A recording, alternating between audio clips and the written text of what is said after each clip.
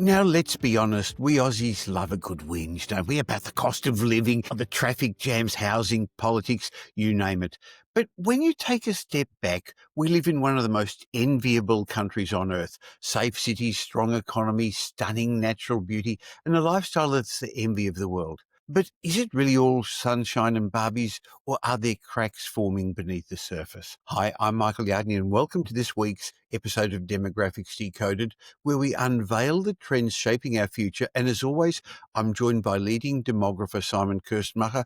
And today I'd like to explore what really makes life in Australia so good, how our society has changed, and whether we can keep this lifestyle up to take advantage of it for future generations. Hi, Simon. Hi, Michael. Good to have a feel-good episode here. Yes. Now, I think people should be staying and listening to us today because by the end of the conversation, I hope they're going to appreciate that Australia's just a little bit better than maybe they can see. Maybe we'll have them look at it with a fresh set of eyes. So this will be useful for business owners to understand what's ahead for our world, for entrepreneurs to want to be optimistic, for property investors, or just if you're an ordinary Aussie.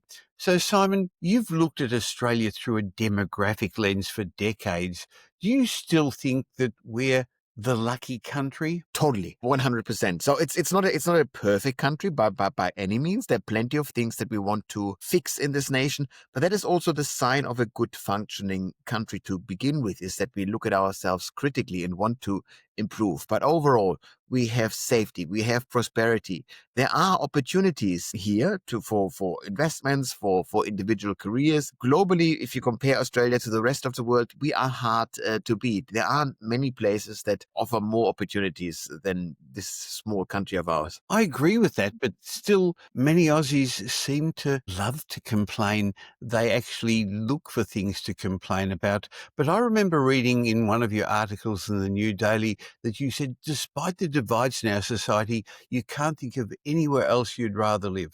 Why was that? Well, that it's a simple comparison with places around the world, is that we have, I believe, in the Australian business model, simple business model, we discussed it before, mining, agriculture, international education and tourism. These provide us with a lot of wealth in this country, and this isn't at structural risk of going away. So that is very good to begin with. And all the while are a multicultural country, and considering just how diverse we are, you must remember that in places like Melbourne and Sydney, 40% of the population was born outside of the country. Wow. That is huge. And we are a very, very successful case study around the world of well-integrated migration. Again, not saying that there aren't any problems, but considering how diverse we are, we've done extremely well. We offer still, on average, very high quality of lives, even though there are heaps of improvements needed, particularly if I look at the bottom layer of society. So the bottom, let's call it the bottom quarter or so of Australia, has a lot of suffering economically in there. But overall, the system continues to deliver prosperity, which many places around the world can't claim. I think one of the things I can see now, being in my 70s, is how our lifestyle has improved. And it's not just because of the technological advances, but just the sort of houses people expect to live in, the convenience we have nowadays. We take it all for granted in many ways, don't we? We do, and I'm always stunned when I talk to my older relatives. It's just simple stuff like cars, that our cars, even if we drive a cheap Kia or Hyundai, these things just bloody work. The idea is that even high-powered, expensive cars in the 60s and 70s, they just constantly broke down. And when we say, Forgot about young that. people, You're right. yeah, Yes. we say, young people these days can't change a tire anymore, because that happens once in a lifetime nowadays, that you need to change your The tire. radiator used to overheat, Simon. Do you remember images of people with their bonnets up and putting water in the radiator? And if you went on a long trip, you had to make sure that the engine was cooled well enough. And so that's just a dumb little bit, but we get used to those conveniences, and that the utility that We take them for basic. granted, Simon. Exactly. And it's in a sense, it's a sign of prosperity, is that we then take yet the next level up for granted. We've seen this during the pandemic, that we got really shocked when not absolutely everything was available on the supermarket shelves. Yes. maybe one of our favorite snacks wasn't available and we had to buy a different snack. This was a shock for a high consumer type society as ours. But I would say this is a sign of progress, that even the small inconvenience actually to me points to the fact that usually all of this stuff is provided, and much more than it would have been in the decades past. Of course, we could say, well, philosophically, is this actually a better life? Do you live a better life if you have 100 breakfast cereals rather than just 20 on the shelves in your supermarket? And you go, well, who am I to judge what you want the quality of life to be? But ultimately, I think the amount of choice, the amount of opportunities in Australia, they allow you to be more likely to live life to your terms than in the past. And that's a wonderful thing. And living a life of convenience. I mean, one of the complaints people have is how expensive housing is, but we live in the, I guess, the biggest dwellings in the world, and in general, in cities that are on the coast. That's one of the costs that comes with progress. Yeah, and even houses. So the quality of our houses is better than it was in the past. We don't have any kind of like slum dwellings anymore. So these are overall safe houses. Yes, every now and then you hear those horror, shocking stories of moldy houses being rented out in the big cities or something. That's all true, and that is terrible and must be stopped. But it is not the norm anymore. If you think about what housing would have been like 100 years ago, it's not nearly as nice as this is now. Yeah? The idea that you have electricity in every house, that you have an indoor toilet, these things are. One, if you only have one, you complain. That's it. That's it. Yeah, but good point. Actually, multiple toilets, all indoor plumbing. This is safe. No more night soilsmen that come to your house to empty the outdoor dunny. That is good stuff to begin with. And things are convenient. Well, if we look at why Australia beats almost anywhere else in the world, and that's the theme I'd like to look at today, Simon, how has immigration shaped Australia's lifestyle? Well, so if we start at the Second World War, at the end of the Second World War, Australia is home to 7 million people or thereabouts. We have lots of job opportunities here. This country wants to build. This one country wants to grow. We don't have enough manpower in the country to pull all of this off, and we just needed heaps of low income, not okay, unskilled labor. We needed people who just built stuff, and turns out that particularly the Mediterranean countries, Greece, Italy, Malta, they had lots of unemployed young folks with nothing to do, not overly skilled on average, but they came to Australia. They worked their butts off because they understood that this is their opportunity for better life. They, of course, came from a war-torn continent, and you go, this is peaceful. Yes, it's far away. Yes, it's a bit awkwardly hot maybe or something, but ultimately this drove the country. And so we did welcome millions of first unskilled workers, then international students, and then skilled migrants. All the while we change where those migrants come from. But ultimately, migrants build this country. Again, this doesn't come without any kind of controversy. Migrants are always a good scapegoat that will never change. We are still in a position as a country where all of the migration flows into Australia were managed, meaning we were in control of them.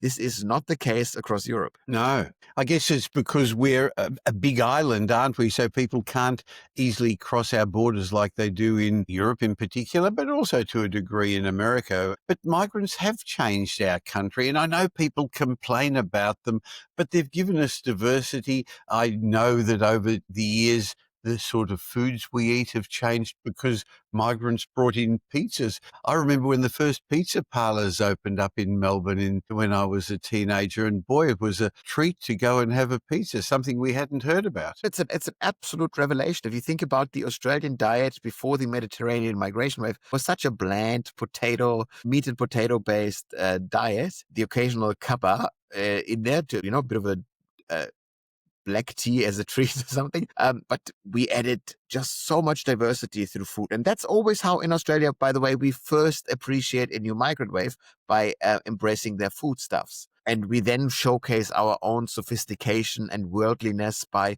being in the know, by being able to say quinoa correctly, by knowing what the new hippest food from the latest migration wave actually is. And I think that's an exciting little playful thing, but it also shows how the obsession with lifestyle in Australia makes the most of the things that the new migrant code has to offer. It's a give and take here. We do actually take in quite a bit from the migrant codes. We of course want the migrants to assimilate, to learn the Australian ways, to start loving the AFL and anything else that goes with becoming an Australian. But on average, we're doing this very well. And we take it for granted because I can just go down the street and I've got a choice of multiple restaurants with cuisines from all nations around the world. When I grew up, there were fish and chip shops. Then there was the Chinese takeaway because the Chinese were, I guess, amongst the first migrants coming with the gold rush. But Simon, you didn't actually get proper takeaway in plastic containers because they didn't have them. You actually had to take your pot to the Chinese shop and they'd fill your pot and you'd take it home. Again, that's something we didn't have as when I was young because my parents couldn't afford takeaway. But now everyone expects it, and actually you don't even take away. You click on your phone and Uber delivers it. Yeah, and again, that's what a rich society does. In a sense, you create new conveniences, you outsource cooking. Whenever you buy food in a restaurant or you have it delivered to you, remember that essentially you hire a cook to do your cooking, and so you free up your time to either spend on Netflix or on economically productive ways or whatever it is. But you buy yourself time with this, and you have the opportunity, you have the riches to do this. Eating out would have been very, very rare in Yes. the beginning of times. Yeah, but we know there's of course it's wonderful histories out there about restaurant food or communal cooking, because of course back in the day all cooking was communal. There was very, very few people where just the nuclear family ate by themselves. It was all tribal foodstuffs, and then at some point we put it all back into the small scale kitchen, and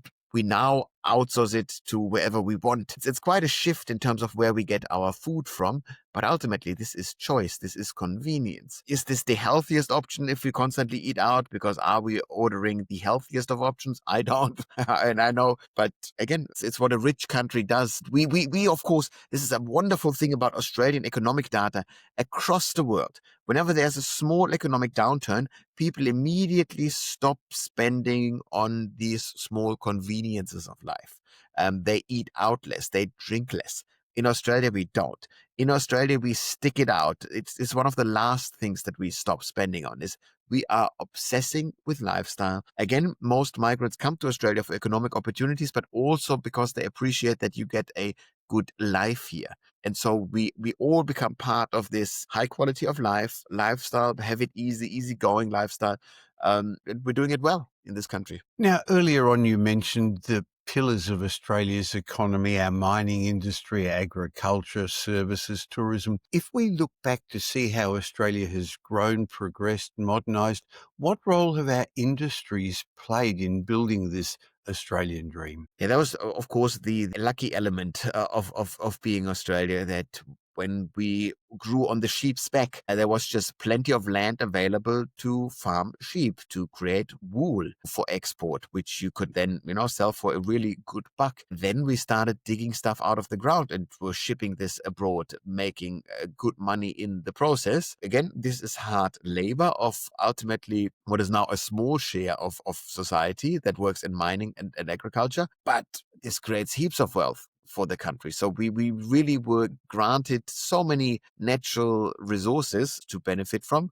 We've done well. And then we slowly figured out, well, tourism, we can amp this up. That creates wealth. International education is a new phenomenon, probably the most controversial at the moment because it is more philosophically poisoned, so to speak. Is education a good in its own right, virtue in its own right, or is this something worth exporting? Because universities ultimately became more and more degree creating machines rather than just the pure wisdom traditions that they might want to be. So we changed the way that we use universities. So I can see the critical arguments there, but purely financially, we have at any given point about 1 million international students in the country. Each international student pays $30,000 on average in student fees per year, which is a lot of money, creates another $30,000 to $35,000 each year in additional economic activity by parents visiting, by paying rent, by eating. This is a cash cow machine like there's no tomorrow. I can't actually believe that this is real, just how lucrative it is financially. And so that's what we've done. We shifted to do this, but we did this because there was a strong demand for tourism, spending a time of your young in Australia, abroad. Bit of an exciting adventure. All the while you get a valuable degree. It's a cool thing to offer. And this isn't going away. These four pillars will continue to deliver wealth. Any kind of additional diversification of the economy would be highly welcome. I've spoken in the past about why I think this is not going to happen, why I think economic diversification in Australia remains a pipe dream. But the four things are enough to provide wealth. We've discussed them in detail in previous episodes of Demographics Decoded, so if you're new to watching or listening to this, first of all, subscribe or follow. There's a subscribe, follow button in all the apps so that you get this wisdom from Simon every week. But also go back to some of the old shows where we've discussed the trends that are going to shape our futures. Today we're talking more big picture, but in previous episodes, Simon and I have given a lot more detail and data about what's going on. Now, Simon, you write regularly in the New Daily and also in the Australian, and in your piece you've actually mentioned about how, as Australia's now no longer living off the sheep's back and regional Australia is not as economically active, people, as young Australians, are moving from the regions partly to the big cities, but then often heading overseas. Is this a pattern you see going to continue? Yes, because ultimately the mining sector only needs 250 to maybe 300,000 people to service all of the mining. So that's 300,000 people out of 14.5 million jobs. So it's not that many. Agricultural workforce keeps shrinking as well because ultimately farm aggregation occurs. The old farmer can't sell the farm, or must sell the farm because the kids become knowledge workers, don't want to take over the farm.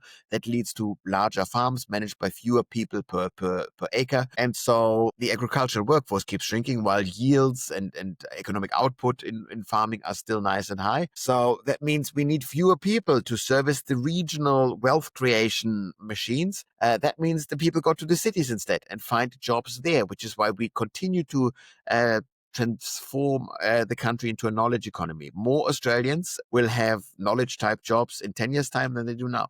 That changes, and so people cluster in the cities. We further centralize population in our big cities, and so we really we still might tell stories about what it means to be Australia that smell like Crocodile Dundee, where it is all adventurous outback type stuff, where we think that FIFO is the norm for the workforce, but ultimately we are a city-dwelling nation where people have mostly office-based jobs now. Well, we live in the cities, but one of the things that seems to have changed over the last decades, and one of the things people complain about, despite us living in one of the best countries, the best country in the world and the best time in history, one of the things people are complaining about is the wealth divide. We've discussed that in previous shows where the middle class is shrinking and the divide between the haves and have-nots seems to be bigger than it was before. Yeah, and so that is true. So the hollowing out of the middle class, that is a thing. So we do not live in this bell-shaped curve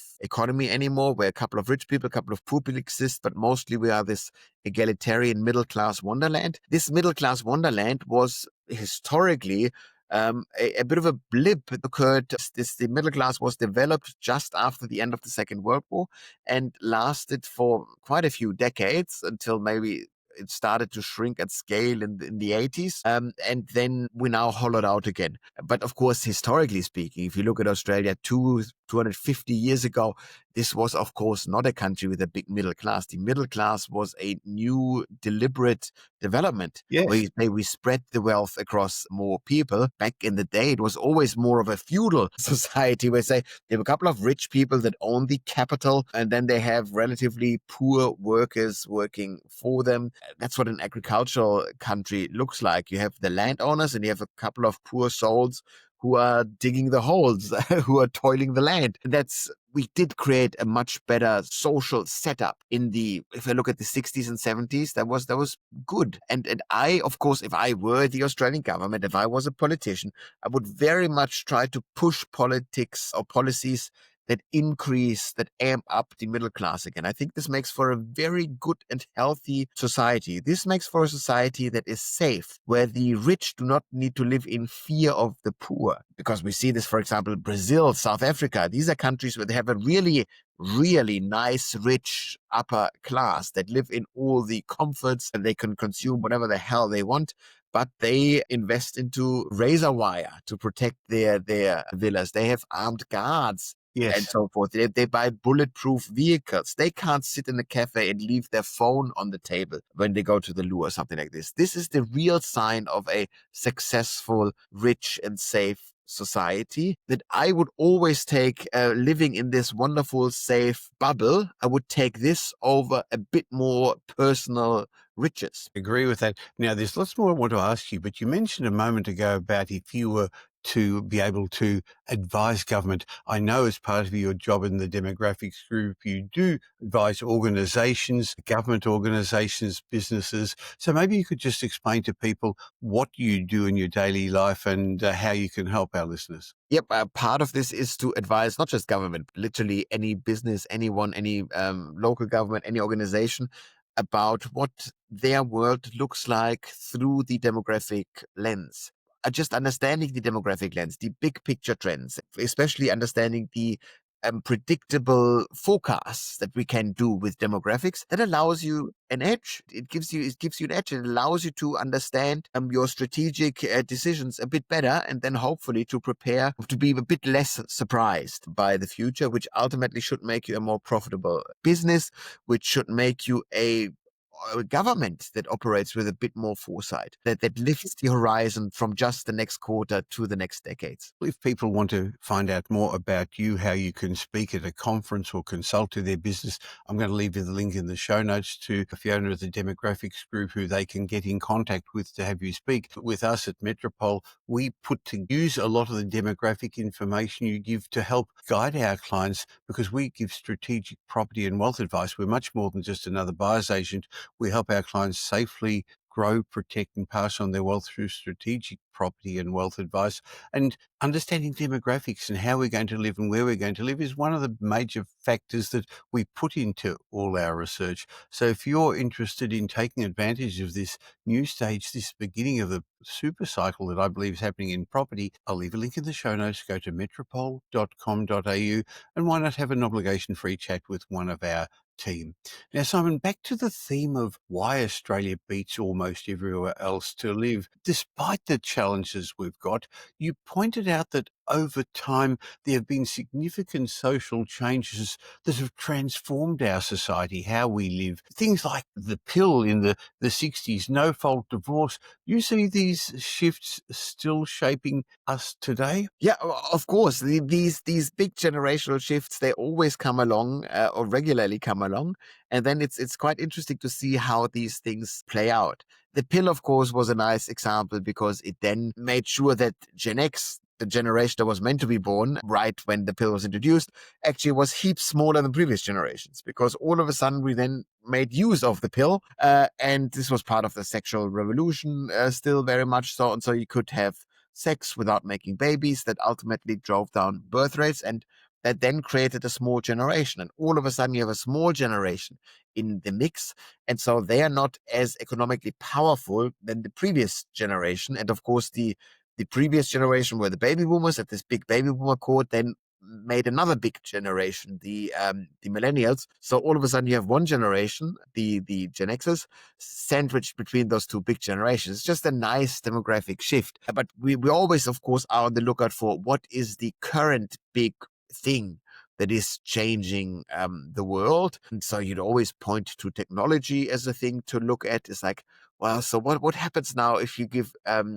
young people access to the internet, to smartphones, 24/7? How does that change their thinking? Do they become more productive? Do they become more depressed? What happens here? And that's the exciting thing to figure out, how these social shifts then shape the country for now. And depending on our mood, we can then say that this is a positive thing or a bad thing. But that's the element, or that's the joy of demographics, is trying to figure out how does this particular social change impact this one topic that we're looking at. Now, I know you look at the census data and other data to understand how Australians are living, how they're feeling. Have you had a look at when the happiest time in life is for Australians? Yeah, we've done this constantly, and it's a great data set, because the census asked 2021 asked for the first time about chronic health conditions, and one of the chronic health conditions we asked for is mental health. Do we have a chronic mental health condition? And so we can take this as a proxy for unhappiness.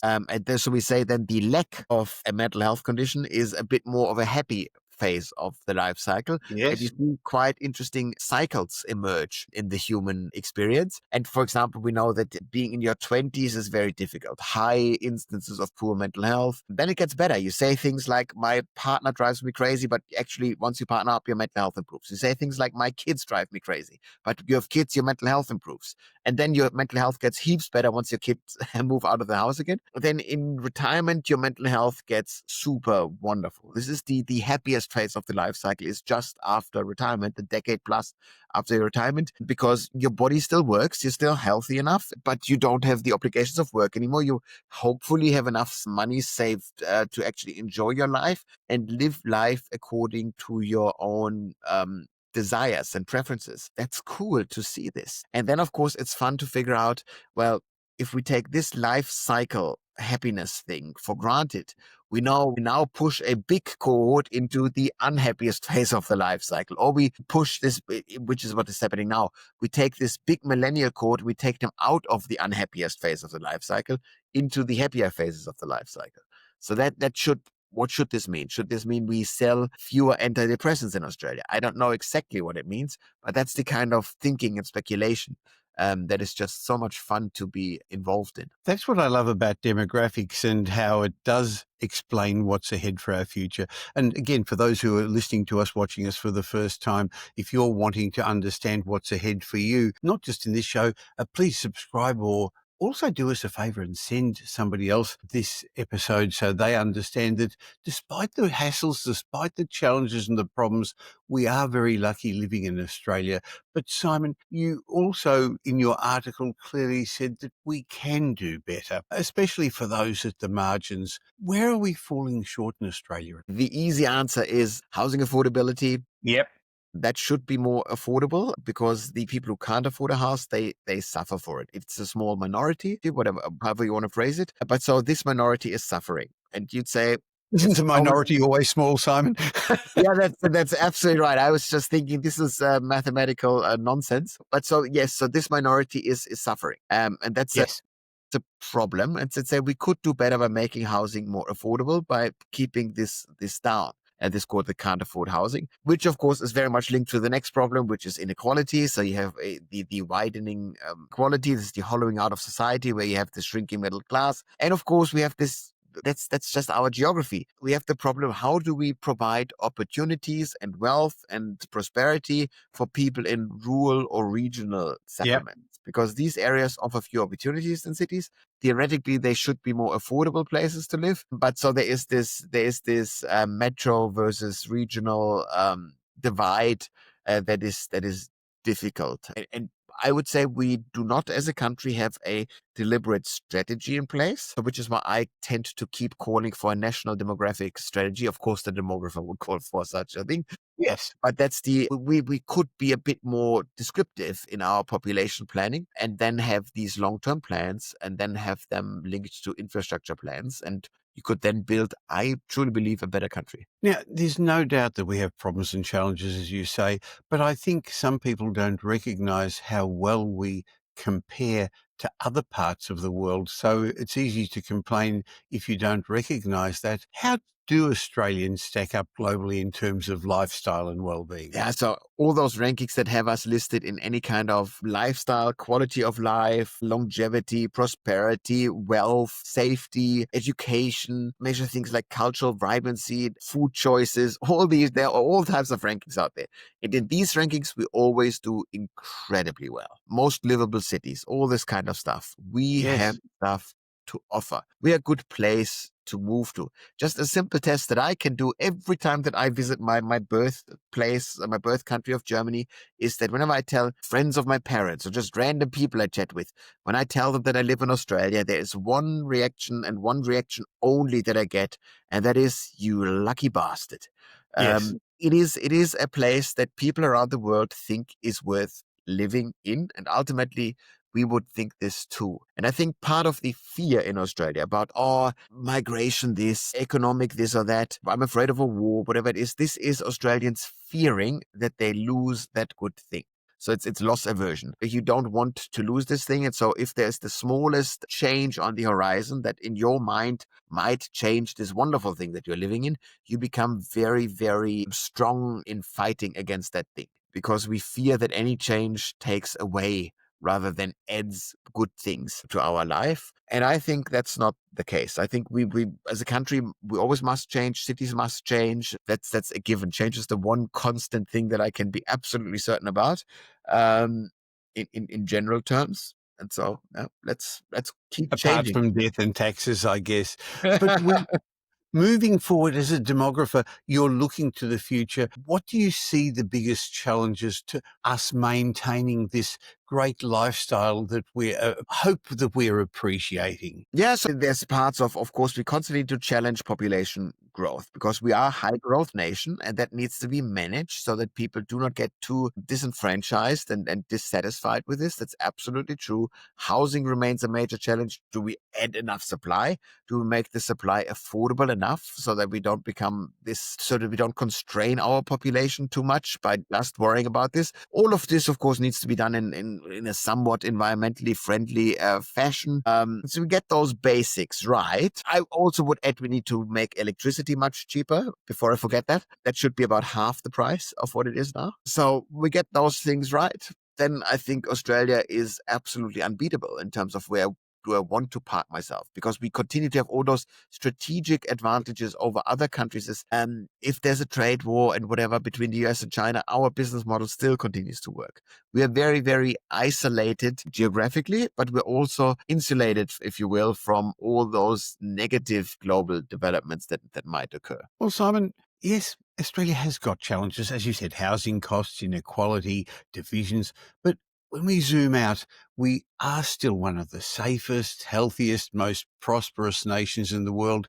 And I think it's easy to forget how good we've got it until we compare it globally. And that's why I wanted to have this chat with you today. So maybe instead of always complaining, we should just take a moment to appreciate beaches, the freedom, our nature, the opportunities that anyone has got here to be able to go forward in their life, in their profession, in their careers. And Simon, there isn't anywhere else you'd rather live. I agree with that. There aren't long queues of people waiting 20 years to get into Indonesia or other countries. So, Simon, thanks for sharing that with us. And to our listeners, if you enjoyed our conversation today, please don't forget to subscribe and do us a favor. That's the only thing Simon and I ask you. Share it with one person to help us get our message out. Simon, next time I'd actually like to have a bit of a further dig into the wealth divide. So when we get together next week, we've already spoken today about how the wealth division is happening, but I'd like to maybe focus a bit more on retirement years. But hey, listeners, viewers, if you're not anywhere near retirement yet, don't worry about that.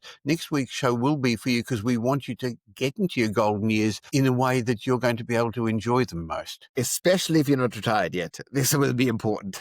Absolutely. Speak to you next week, Simon. Fantastic. I'll catch you soon.